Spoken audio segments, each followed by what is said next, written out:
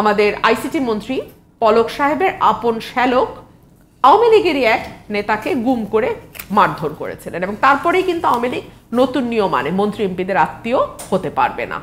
BNP ঠিক এই মুহূর্তে এই সব নেতাদেরকে নিয়ে বিএনপি কি চিন্তা করছে, রুমিন ফারহানা যদি একটু বুঝিয়ে বলতেন। জি, আমাদের উত্তর খুব পরিষ্কার।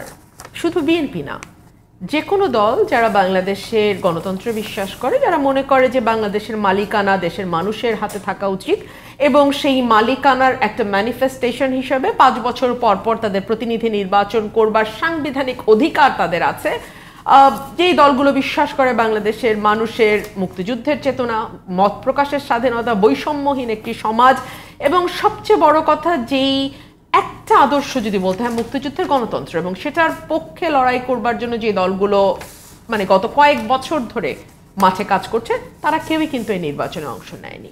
আমার ভাই জাতীয় পার্টির তাজ ভাই বলছিলেন যে আমরা সংসদে আছি ঠিকই, কিন্তু তারপরেও বুঝতে পারছি যে আমাদের কর্মীরা, আমাদের নেতারা এই উপজেলা নির্বাচনে অংশ নিতে চাইছে না। কেন চাইছে না?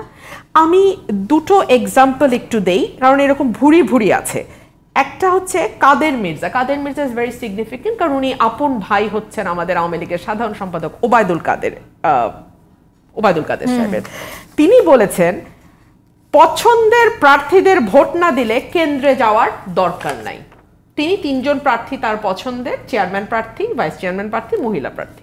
এর বাইরে যদি কেউ ভোট দিতে চায় তার কেন্দ্রে যাওয়ারই দরকার নাই। আরেকজন বলবেন ইভিএম বুঝি না, আসেন আমার ভোট দিয়ে যান। যাবে গোপন কক্ষে গিয়ে বলবে ইভিএম বুঝি না, আমার ভোটটা আসেন ওই বিশেষ মার্কায় দিয়ে যান। বলছে যদি এইগুলো ফলো না করতে পারেন এলাকায় কিভাবে থাকবো দেখবেন, আগামী 5 বছর তো এলাকায় থাকবেন, কিভাবে থাকবেন দেখবেন।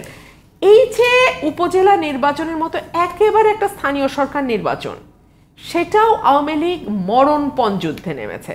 এবং মজার বিষয় হচ্ছে, যেহেতু আপনি বললেন বিএনপি নির্বাচনে নাই, অন্যান্য রাজনৈতিক দলও কেউ নির্বাচনে অংশ নিচ্ছে না, এটা হয়ে দাঁড়িয়েছে আওয়ামী লীগ বনাম আওয়ামী লীগের যুদ্ধে।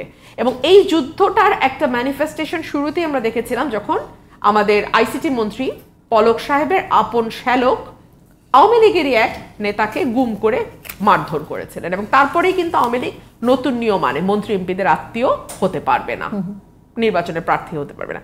সেটাও কেউ শোনে নেয়।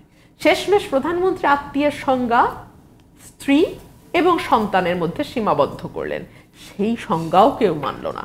10 জন প্রার্থী বৃদ্ধাঙ্গুলি দেখিয়ে তাদের সন্তানদের মানে নির্বাচনের মাঠে নামিয়ে দিলেন। এর মধ্যে কেউ কেউ কোনো এমপি বেশ বড় গলায় বললেন কি হবে, দল কি করবে, আমার নির্বাচনে মনোনয়ন দেবে না, আমি নির্বাচন করব না নেক্সটে।